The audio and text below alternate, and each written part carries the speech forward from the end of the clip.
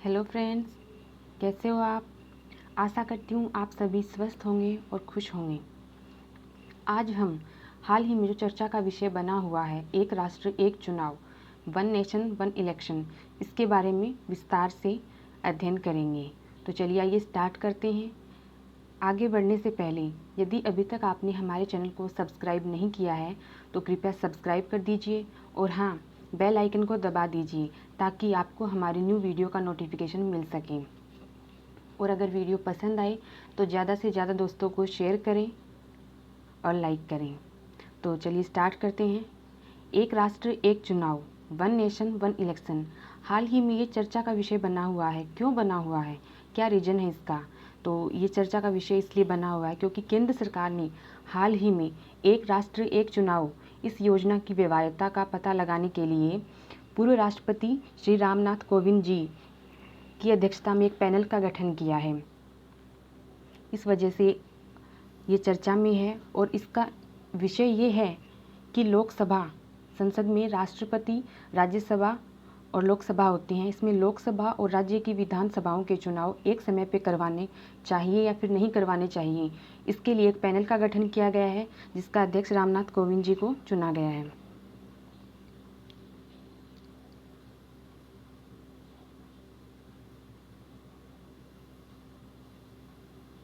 एक साथ चुनाव करवाते हैं तो इसका इतिहास क्या रहा है, क्या इसका परिचय है, इसके बारे में जानते हैं।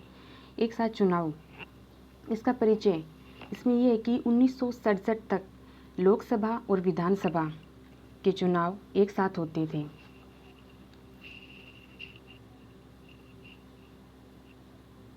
उन्नीस तक एक साथ चुनाव होते थे लोकसभा के और विधानसभा के। लेकिन उसके बाद फिर क्या होता है, कोई ऐसी स्थिति उत्पन्न हो जाती थी कि विधानसभा को समय से पहले भंग करना पड़े, तो इस वजह से लोकसभा और विधानसभा के दोनों के चुनाव एक साथ नहीं हो पाते थे।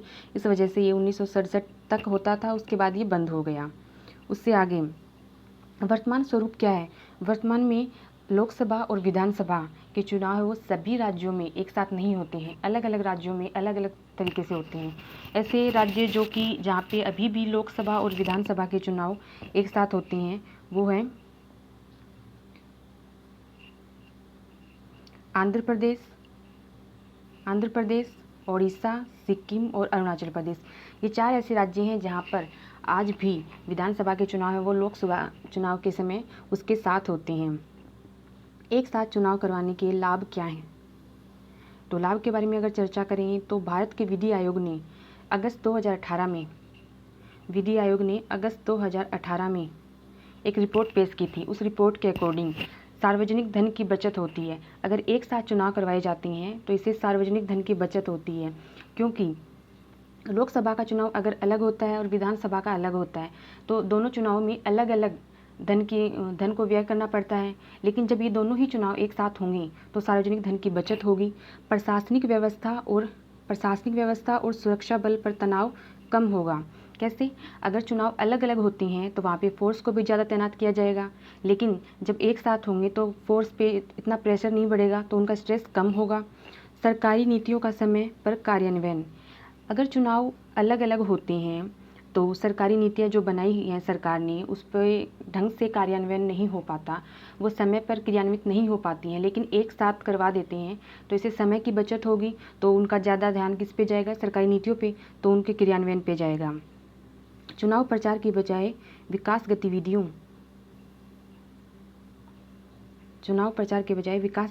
पे, चुनाव का अगर अलग अलग चुनाव होते हैं तो उस समय क्या होता है, चुनाव का प्रचार करना होता है। लेकिन अगर एक साथ चुनाव होंगे तो उसका प्रचार में समय कम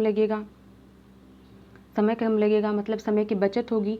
तो उस समय का उपयोग हम विकास गतिविधियों हैं उस पर कर सकते हैं, और इससे जो धन व्यर्थ होता है चुनाव प्रचार में, वो धन हम एक्स्ट्रा धन है वो किस पे लगा सकते हैं?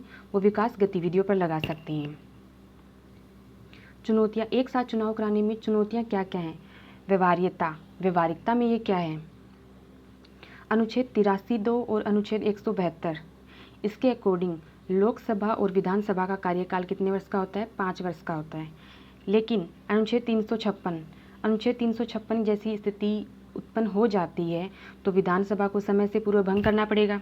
अगर समय से पूर्व भंग कर दिया जाता है तो लोकसभा और विधानसभा दोनों के चुनाव एक साथ करवाना व्यवहारिकता में नहीं हो पाएगा।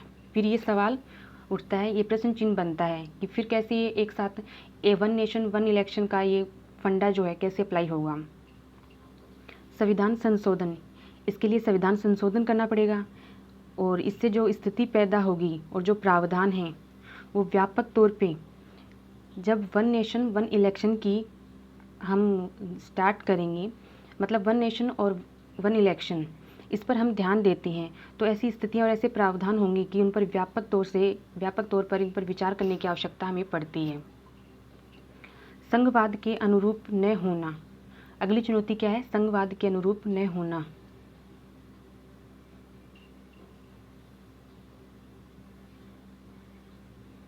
संघवाद, वन नेशन वन इलेक्शन, इसके अंदर संघवाद की अवधारणा है वो सुमेलित नहीं है। कैसे? क्योंकि वन नेशन वन इलेक्शन का मतलब क्या होगा? संपूर्ण राष्ट्र यानी कि एक राष्ट्र। लेकिन हमारे संविधान के अनुच्छेद 1 में भारत को क्या बताया गया है? राज्यों का संघ, कि भारत राज्यों का संघ है, जो कि इसमें नहीं हो पाएगा, वो उसमें सुमेलित नहीं हो रहा। संघवाद की अवधारणा इसमें सुमेलित नहीं हो पा रही है। अगली चुनौती क्या है? वर्तमान स्वरूप का अधिक लाभकारी होना। वर्तमान में स्वरूप कौन सा है? वर्तमान में स्वरूप ये है कि लोकसभा और विधानसभा के चुनाव एक साथ नहीं होते हैं। ये लाभकारी क्यों है? क्योंकि जब बार बार चुनाव होंगे तो मतदाता को अपनी आवाज़ उठाने के लिए अधिक बार समय मिलेगा, अधिक बार मौका मिलेगा। इससे राजनेताओं पर भी प्रेशर पड़ता है। और राष्ट्रीय और राज्य चुनाव के जो अंतर्निहित मुद्दे हैं राष्ट्रीय स्तर पे और राज्य स्तर पे, कभी कभी ऐसा होता है कि वो अलग अलग होते हैं, कि अलग अलग मुद्दे होते हैं तो उनका समाधान है वो भी अलग अलग होगा। मतलब इसका मतलब ये है कि राष्ट्रीय और राज्य चुनाव, इनके जो अंतर्निहित मुद्दे हैं वो अलग अलग होंगे, उनके समाधान हैं वो अलग अलग होंगे, जिससे इसमें बहुत आसानी रहेगी कि इसको वर्तमान स्वरूप की तरह ही चलने दिया जाए। वर्तमान स्वरूप ये है कि एक साथ में इलेक्शन ना हो, अलग अलग हों। अगली चुनौती है ईवीएम और वीवीपैट की आवश्यकता। एक साथ चुनाव करवाएंगे तो लगभग 30 लाख ईवीएम और वीवीपैट की आवश्यकता होती है। ये ईवीएम की फुल फॉर्म होती है इलेक्ट्रॉनिक वोटिंग मशीन और वीवीपैट की होती है voter verified paper audit trail. तो 30 लाख के करीब ईवीएम और वीवीपैट की आवश्यकता होती है। भारतीय चुनाव आयोग इलेक्शन कमीशन ऑफ इंडिया, इसने 2015 में अपनी रिपोर्ट में सुझाव दिया, 2015 में थी रिपोर्ट, क्या सुझाव दिया कि संविधान तथा लोक प्रतिनिधित्व अधिनियम 1951 इसमें संशोधन की आवश्यकता है। अगली चुनौती है लागत संबंधी विचार। लागत, प्रत्येक 15 वर्ष के बाद मशीनें बदलने की आवश्यकता पड़ती है। ईवीएम और वीवीपैट को बदलना पड़ेगा।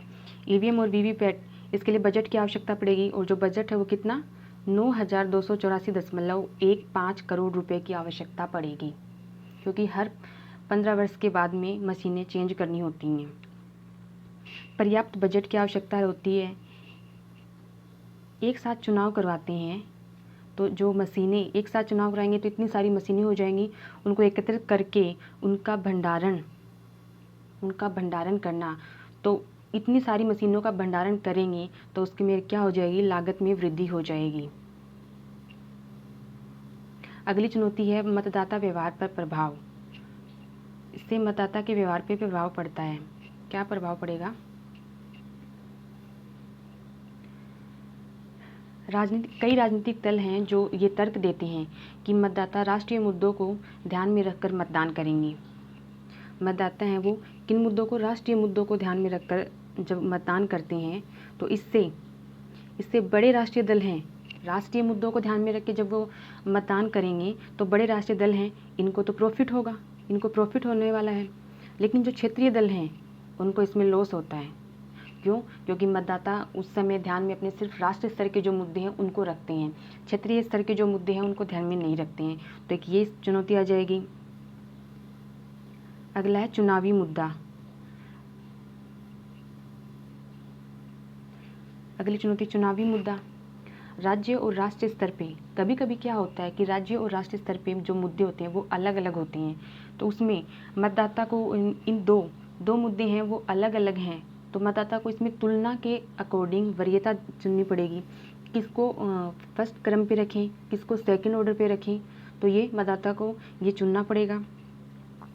अगली चुनौती जो है वो है जवाबदेही में कमी। जवाबदेही में प्रति 5 वर्ष के बाद चुनाव होते हैं, तो राजनेता की जो जवाबदेही है वो बढ़ती है।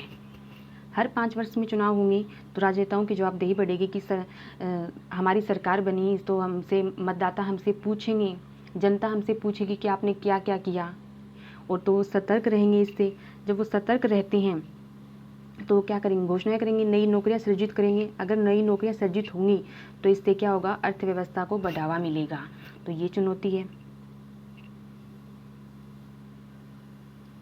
फिर है भारत में एक साथ चुनाव व्यवस्था बहाल करना। लॉ कमीशन वर्किंग पेपर 2018 की सिफारिश अनुसार 2018 लॉ कमीशन वर्किंग पेपर 2018 की सिफारिश के अकॉर्डिंग संविधान जन प्रतिनिधित्व अधिनियम 1951 तथा लोकसभा व विधानसभा की प्रक्रिया के नियमों में संशोधन के माध्यम से एक साथ चुनाव बहाल किए जा सकते हैं। वर्ष 1951 अधिनियम की धारा 2 में एक परिभाषा जोड़ी जा सकती है। दूसरा क्या है?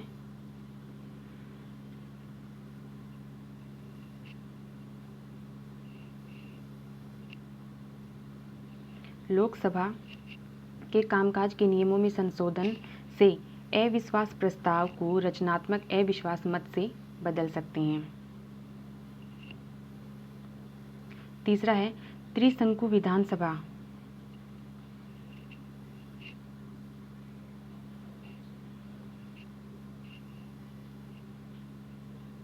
त्रिशंकु विधानसभा संसद में गतिरोध इसको रोकने के लिए जो दल बदल विरोधी कानून है इसकी शक्ति को कम कर सकते हैं, इसकी शक्ति को कम किया जाए।